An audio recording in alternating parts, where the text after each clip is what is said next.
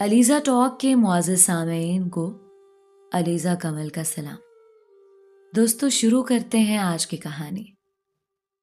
کہاوت ہے کہ خالی ذہن شیطان کا گھر ہوتا ہے۔ ان دنوں مجھے بھی فراغت تھی، گھر کے کام کو ہاتھ نہ لگاتے، بس ہاتھ پر ہاتھ دھرے سارا دن بیٹھی بور ہوتی رہتی۔ رومانی ناول پڑھنے کا بھی شوق تھا۔ انہی دنوں موبائل فون آ گیا اور میں اس میں جت گئی۔ دن رات موبائل فون دیکھنے سے کام تھا۔ والدہ منع کرتی کہ اتنا مت دیکھا کرو۔ شاید انہی چیزوں کا اثر ہوا کہ مجھے اپنے ہمسائے سے محبت ہو گئی، جو 5 بچوں کا باپ تھا۔ میرا تعلق پنجاب کے ایک معزز گھرانے سے تھا، جبکہ وہ غیر برادری کا تھا اور ہمارے برابر والا مکان اس نے کرائے پر لیا ہوا تھا۔ یہ محبت اتنی اچانک اور اندھی ہوئی کہ جیسے آندھی اٹھی ہو، اور مجھے کچھ بھی سجھائی نہ دیا۔ ایک ماہ کے اندر ہی زندگی کا سب سے بڑا فیصلہ کر لیا۔ یہ تو ثابت تھا کہ والدین کی نظروں میں یہ رشتہ غیر موزوں ہے اور وہ کسی صورت ماجد سے میری شادی نہ کریں گے۔ عمروں کا اتنا فرق اور اوپر سے سوتن اور اس کے 5 بچے۔ اس کا تو گھر بھی کرائے کا تھا۔ ان حالات میں کوئی عقل کی اندھی بھی ہو تو ایسے آدمی سے شادی نہ کرے، لیکن میرے عقل کے تو سارے چراغ بجھ گئے تھے۔ میں صرف اس وجہ سے ماجد سے مرعوب ہو گئی کہ وہ میرے حسن کی بہت تعریف کرتا تھا۔ قصہ یہ تھا کہ اس کی سب سے بڑی بیٹی عقیلہ نے اسی اسکول میں داخلہ لے لیا جس میں پڑھتی تھی۔ اس طرح ہم ساتھ آنے جانے لگے۔ عقیلہ کو ماجد اسکول چھوڑنے اور لینے آتا تھا۔ پہلے مجھے ہمارے والد اور کبھی ملازمہ چھوڑنے جاتی تھی۔ جب عقیلہ کا ساتھ ملا تو اسی کے ساتھ آنے جانے لگی۔ اس طرح سے میں اس کے گھر بھی جایا کرتی۔ وہاں ماجد مجھ سے باتیں کرنے لگتا اور میری بہت تعریف کرتا۔ ایک روز اس کی بیوی بیمار ہو کر میکے چلی گئی۔ دراصل وہ اپنے 5ویں بچے کو جنم دینے گئی۔ گھر میں اس کے 4 بچے بوڑھی دادی کے پاس تھے۔ ماجد کو مجھے گھیرنے کا موقع مل گیا۔ وہ ایک خوبصورت شخص تھا، قد کاٹ سے، صورت شکل اور شخصیت سے بھی وجیح تھا، چرب زبان کمال کا، اور میں ٹین ایج تھی۔ اسے اپنا آئیڈیل بنا لیا اور اس کی میٹھی زبان کے گھیرے میں آ گئی۔ اس کی بیوی میکے میں ہی تھی۔ ایک روز اسکول جانے کے بہانے ماجد کے ساتھ اکیلی چلی گئی اور اسے نکاح کر لیا۔ نکاح کے بعد مجھ پر گھر والوں کا ایسا خوف غالب آیا کہ گھر سے ہی نکل گئی۔ جوان بیٹی اچانک گھر سے نکل بھاگے، یہ تو والدین کے لیے مرنے کا مقام تھا۔ بہرحال 1 ہفتے کی تگ و دو کے بعد گھر والوں نے مجھے تلاش کر لیا۔ والد صاحب زاروں قطار روتے ہوئے مجھے گھر لے آئے۔ آنسوؤں سے ان کی سفید داڑھی بھیگ گئی تھی۔ ماں بھی دیوانی سی ہو رہی تھی۔ گھر لا کر والد نے مجھ کو مارا پیٹا اور نہ بے عزتی کی، بلکہ تحمل سے سمجھایا کہ بیٹی تم کمسن اور نادان ہو۔ ماجد سے نکاح کرنا تمہارا جذباتی فیصلہ ہے۔ وہ 5 بچوں اور بیوی والا ایک شادی شدہ مرد ہے۔ تم فوراً اس سے رشتہ ختم کر لو۔ یہ سراسر غلط فیصلہ ہے۔ تمہیں چند دنوں بعد ہی اس پر پچھتانا پڑے گا۔ میرے سر پر تو عشق کا بھوت سوار تھا اور عقل پر پردے پڑے ہوئے تھے۔ میں کوئی ساہوکار کی بیٹی نہ تھی، بس ہم عزت دار لوگ تھے۔ آنکھوں پر محبت کا ایسا گہرا رنگ چڑھا کہ میں نے والد کی بات سے صاف انکار کر دیا اور ماجد کے ساتھ زندگی گزارنے کا پختہ ارادہ ظاہر کیا۔ گھر کا جو فرد بھی مجھے سمجھاتا، میں اس کی بات سمجھنے کی بجائے رو رو کر ہلکان ہو جاتی تھی، یہاں تک کہ خودکشی کرنے تک نوبت پہنچ گئی۔ تب وہ مجبور ہو گئے اور عزت کے ساتھ برادری والوں کے سامنے میری رخصتی کر دیں، کیونکہ ابھی تک میرے نکاح اور گھر سے غائب رہنے کا علم کسی کو نہ ہوا تھا۔ باپ نے اپنی عزت بچائی اور میں شادی ہو کر باقاعدہ دلہن بن کر سسرال آ گئی۔ جب ماجد کی پہلی بیوی میکے سے آئی تو حیران رہ گئی کہ اس کی بیٹی کی ہم جماعت اس کی سوتن بن کر گھر آ چکی ہے۔ اس وقت میری نندوں اور ساس نے میرا ساتھ دیا کیونکہ وہ ماجد سے محبت کرتی تھیں، اسے ہی اپنا سربراہ دکھ سکھ کا سہارا سمجھتی تھیں۔ انہوں نے ماجد کی خوشی کی خاطر نہ صرف مجھے قبول کیا بلکہ میرے لیے ڈھال بھی بن گئی۔ اب میں نے شرط رکھی کہ وہ مجھے علیحدہ گھر میں رکھیں گے، میں سوتن کے ساتھ نہ رہوں گی۔ انہوں نے یہ شرط مان لی اور پہلی بیوی کو دوسرے کرائے کے مکان میں بچوں سمیت منتقل کر دیا، اور میں نندوں، دیور اور ساس کے ہمراہ رہنے لگی۔ ماجد ادھر بھی رہتے اور پہلی بیوی بچوں کو بھی وقت دیتے تھے۔ ان کی زندگی 2 حصوں میں بٹ گئی اور میں یہی سمجھ رہی تھی کہ وہ بس میرے ہیں، صرف مجھے ہی سے محبت کرتے ہیں۔ پہلی بیوی کے پاس تو صرف رسم دنیا نبھانے کو جاتے ہیں۔ 6 ماہ بعد ہی پتہ چل گیا کہ ایسی شادی کا کیا انجام ہوتا ہے اور گھر سے بھاگ کر آنے والی کی سسرال میں کیا عزت ہوتی ہے۔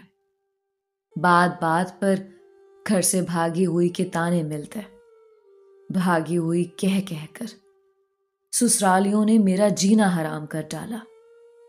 میں گھر کا کھانا بنانے میں تو ساس کا ہاتھ بٹاتی تھی، مگر مجھ سے ناشتے کے وقت اٹھا نہیں جاتا تھا کیونکہ والدین کے گھر رات میں دیر تک موبائل دیکھتی، تب صبح بھی دیر سے اٹھتی۔ سویرے جلد اٹھنے کی میری عادت ہی نہیں تھی، جبکہ ساس کہتی کہ تم جلد اٹھا کرو اور ناشتہ سب کے لیے تم ہی بنایا کرو۔ ماجد اور میرے دیور صبح 7 بجے گھر سے چلے جاتے تھے، ساس فجر کے وقت اٹھ جاتی تھی، لیکن میرے لیے اتنی جلدی اٹھنا آسان امر نہ تھا۔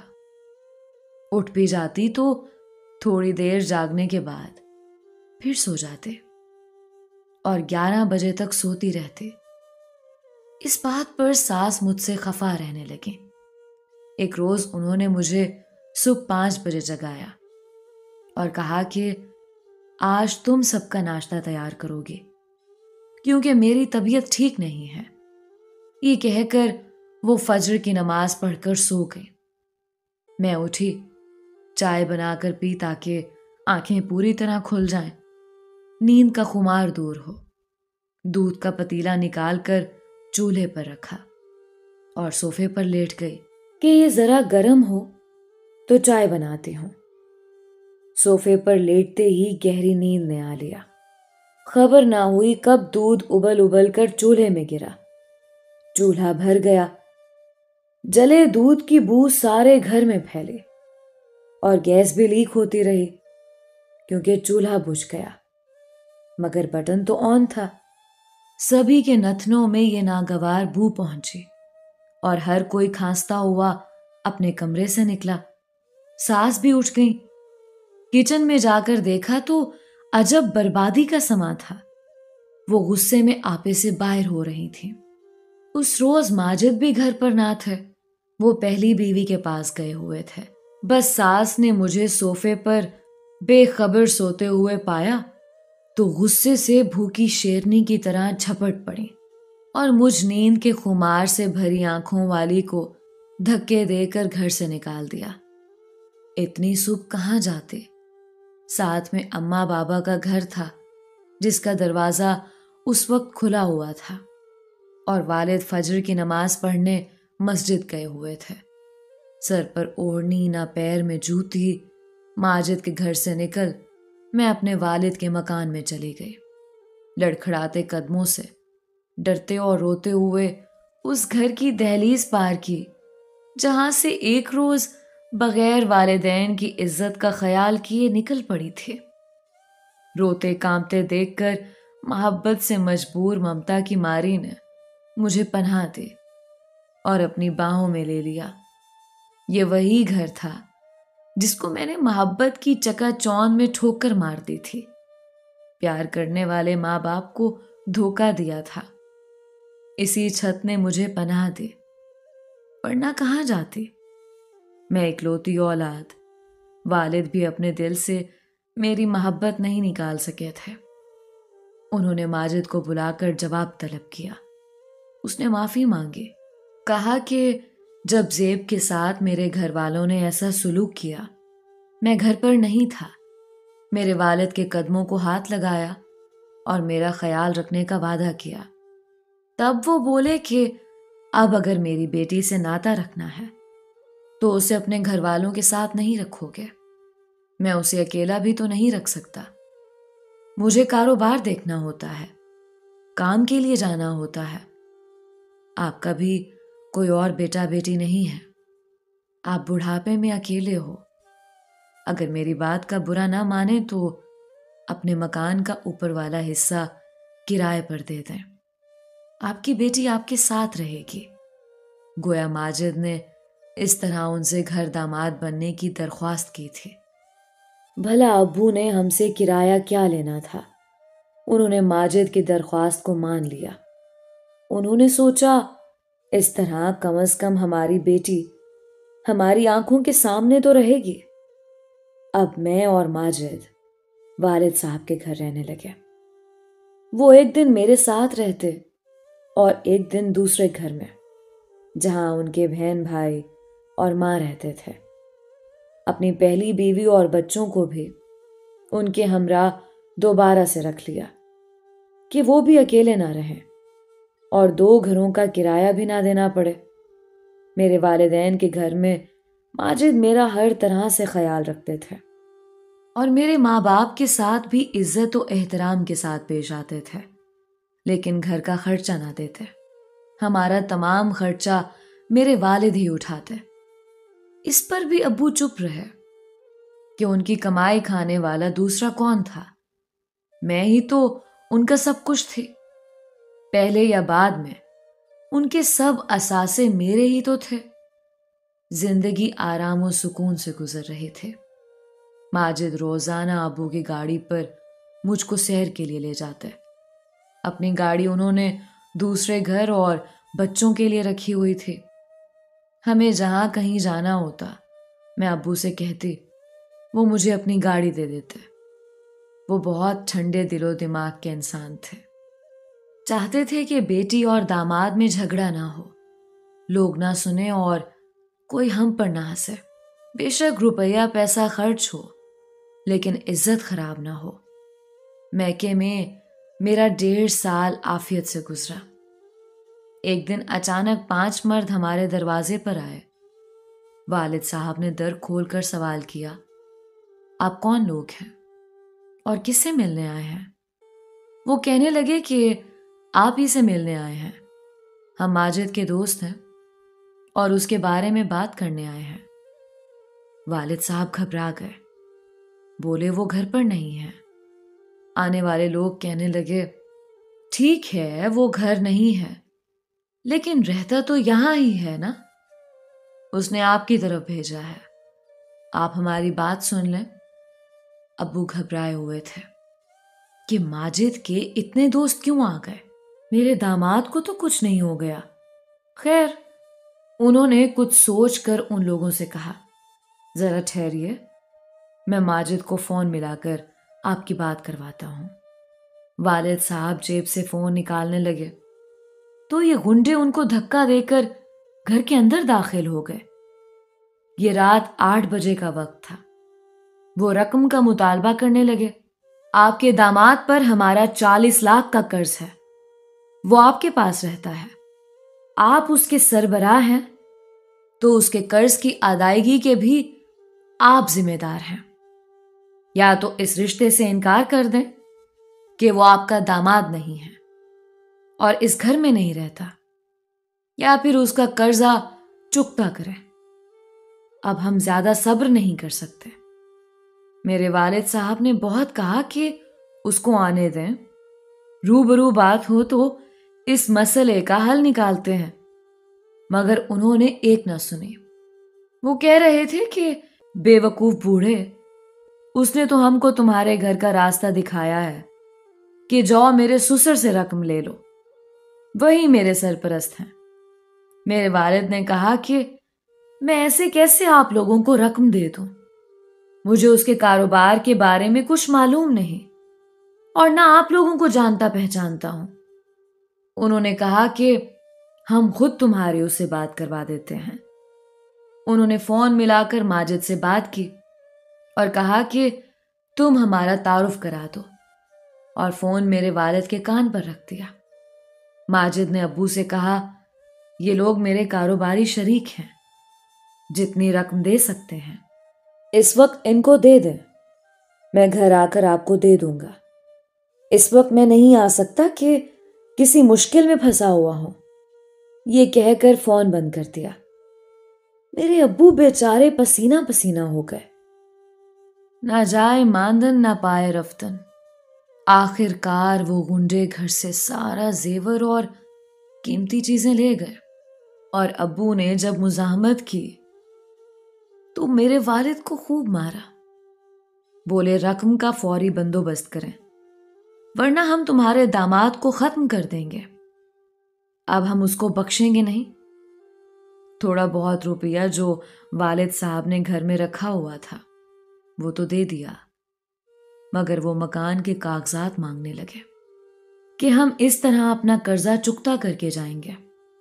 کاغذات میرے والد نے نہ دیے، وہ سمجھ گئے تھے کہ ہم غیر لوگوں میں پھنس گئے ہیں۔ تبھی ابو جان کے سمجھانے پر میں نے ماجد سے طلاق لے لی، کیونکہ یہ ایسا واقعہ ہوا تھا کہ میں خود بھی ڈر گئی تھی۔ ماجد نے بتایا کہ میں نے ان لوگوں کا قرض ضرور دینا تھا، لیکن انہوں نے مجھے قرض کی وصولی کی خاطر ایک جگہ بند کر دیا تھا۔ اگر میں فون پر جیسے وہ کہلوانا چاہ رہے تھے ویسا نہ کہتا تو ممکن تھا وہ آپ کو زیادہ نقصان پہنچا دیتے۔ وہ اسلحہ بھی رکھتے تھے، اسی وجہ سے میں نے ایسا کہا۔ میں اس وقت بے بس تھا، میں نے تو ماجد کی بات پر یقین کر لیا، لیکن والد صاحب نے نہ کیا۔ کہا کہ جو شخص برا وقت پڑنے پر گنڈے ہمارے گھر بھیج سکتا ہے وہ کل کو کوئی اس سے زیادہ بےہودہ حرکت بھی کر سکتا ہے۔ اگر قرض خواہ ایسے ہی تنگ کر رہے تھے تو مجھ سے کہتا۔ شروع دنوں میں طلاق لینے کا مجھے دکھ تھا، دل پر بہت چوٹ لگتی تھی، زندگی بے معنی لگتی تھی۔ طلاق لینے کے باوجود میرے دل میں اس کی محبت تھی۔ سوچتی تھی ایسا شخص مجھے نہیں مل سکتا جو ہر وقت میری تعریفیں کرتا رہتا تھا۔ وقت کے ساتھ ساتھ خدا نے مجھے صبر دے دیا۔ آہستہ آہستہ میرے دل کو سکون ملا۔ میں تعلیم یافتہ تھی، گرچہ مجھے خرچے کی ضرورت نہ تھی، پھر بھی خود کو بہلانے کی خاطر اپنے پاؤں پر کھڑا ہونا چاہتی تھی۔ میں نے ایک اسکول میں ملازمت کر لی، وہاں اپنی ہم عمر ٹیچروں اور لڑکیوں کے ساتھ میرا دل لگ گیا۔ سوچا بھی نہ تھا کہ دوبارہ شادی کروں گی میں۔ ایک شخص کا تلخ تجربہ بہت تھا، لیکن میری قسمت میں کچھ اور ہی لکھا تھا۔ 2 سال بعد میرا رشتہ طے ہو گیا۔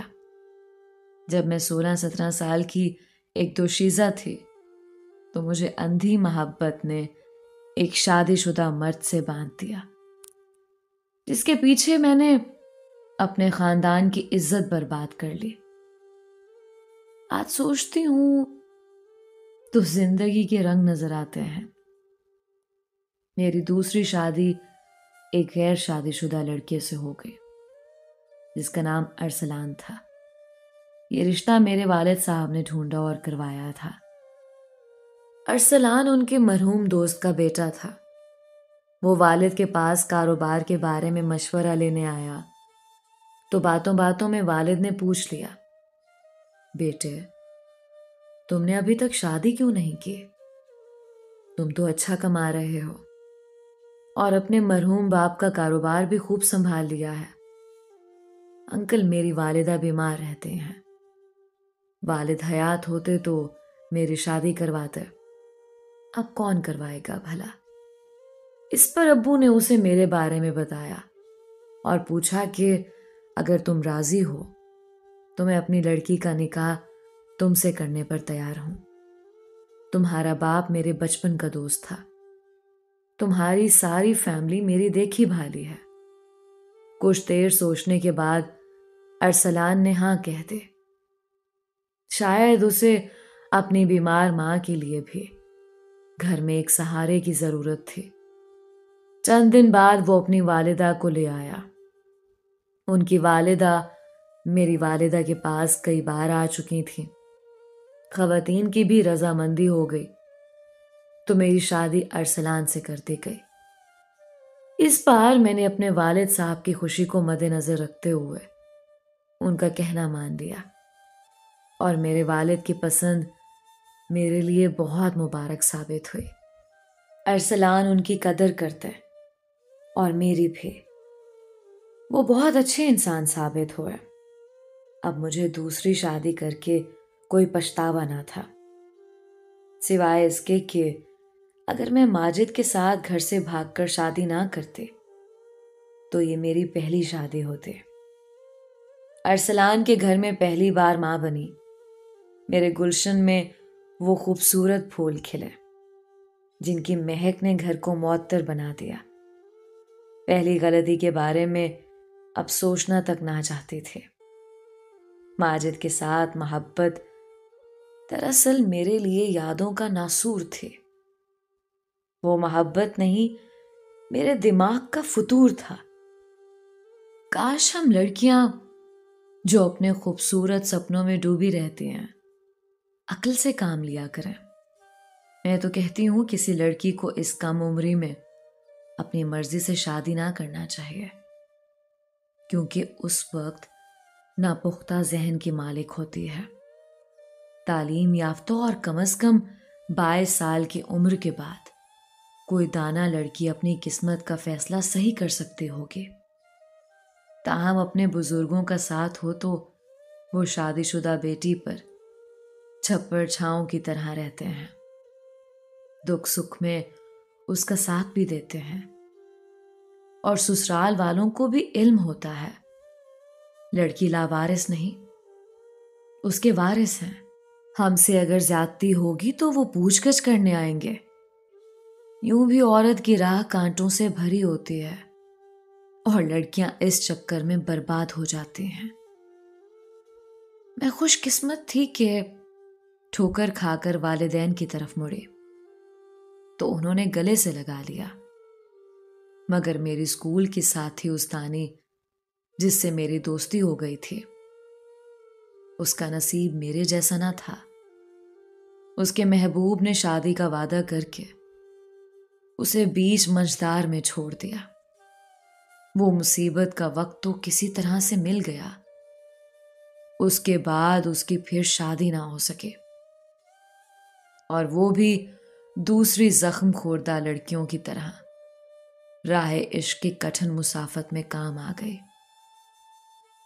اس راہ عشق میں کوئی فنا ہو جاتا ہے اور کوئی ٹھوکر کھا کر سنبھل جاتا ہے۔ جب والدین نے اسے قبول نہ کیا تو ایک نیک طبیعت لیڈی ڈاکٹر نے اسے پناہ دی اور پھر اسے اپنی سہیلی کے سپرد کر دیا جو اسکول کی پرنسپل تھی۔ ندا ایف اے پاس تھے۔ خاتون پرنسپل نے نہ صرف اسے بیٹی بنا کر اپنے گھر میں رکھ لیا بلکہ اپنے اسکول میں ٹیچر لگایا۔ اس طرح وہ اپنے پاؤں پر کھڑی ہو گئی اور تعلیم بھی جاری رکھی۔ اس کے کئی رشتے آئے۔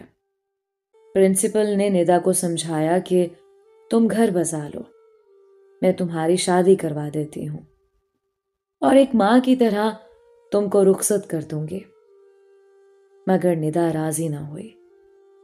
ایک بار شادی کے خواب میں کھو کر اپنی پاکیزگی گنوا چکی تھی۔ بس یہ خیال ہی اس کے لیے سہانے روح تھا کہ شادی کرے گی تو بربادی ہوگی۔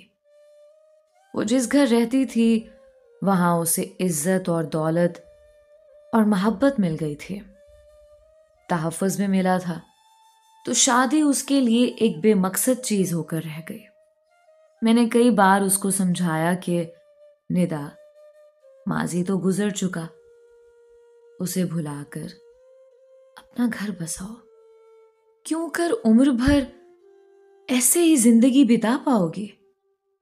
اس کا جواب ہوتا کہ میں ایسے ہی ٹھیک ہوں، کبھی ضرورت محسوس کی تو سوچوں گی، مگر ابھی میرا دل اس امر پر آمادہ ہی نہیں ہوتا۔ لگتا ہے کہ میرا دل، میری خواہشات مر چکی ہیں۔ میں تو بچوں میں مصروف ہو گئی، شادی کے بعد اسکول کی جاب بھی چھوڑ دے۔ شروع میں ندا سے ملاقات رہی، بعد میں ملاقات بھی نہ ہو پاتی تھی۔ ایک دن وہ اچانک مل گئی۔ میں نے پوچھا، کیا شادی کی ہے یا ابھی تک اپنی ضد پر قائم ہو؟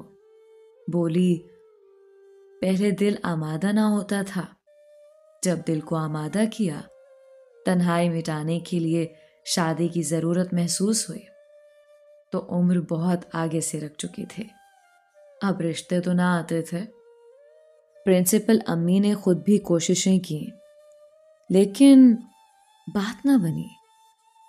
پرنسپل امی بوڑھی ہیں، ان کو میری ضرورت ہے، ان کو چھوڑ کر کیسے چلی جاتی؟ ان کی خدمت میں وقت کٹتا رہا اور اب 45 سال کی ہو گئی ہوں۔ پرنسپل امی بھی فوت ہو گئی ہیں، ان کے بیٹے اور بہو کے ساتھ رہتی ہوں۔ وہ مجھ کو اسی طرح عزت اور محبت سے رکھے ہوئے ہیں جیسے ان کی امی رکھتی تھیں۔ ان کا اسکول بھی میں سنبھالتی ہوں، ان کی جگہ پرنسپل ہوں۔ آئینہ دیکھتی ہوں تو آئینہ بھی کہتا ہے کہ 2-4 سال میں اور بوڑھی ہو جاؤں گی، تو اس عمر میں شادی کی کیا ضرورت ہے؟ ندا کا جواب سن کر میں لاجواب ہو گئی۔ دوستو، یہ تھی آج کی کہانی، جو کہ اندھی محبت پر مبنی تھی۔ امید کرتی ہوں کہ آپ کو بہت اچھی لگی ہوگی۔ اپنی رائے کا اظہار کامنٹس میں ضرور کیا کریں۔ ملتے ہیں ایک نئی کہانی کے ساتھ، تب تک کے لیے علیزہ کمل کو اجازت دیجیے۔ اللہ آپ کا حامی و ناصر ہو۔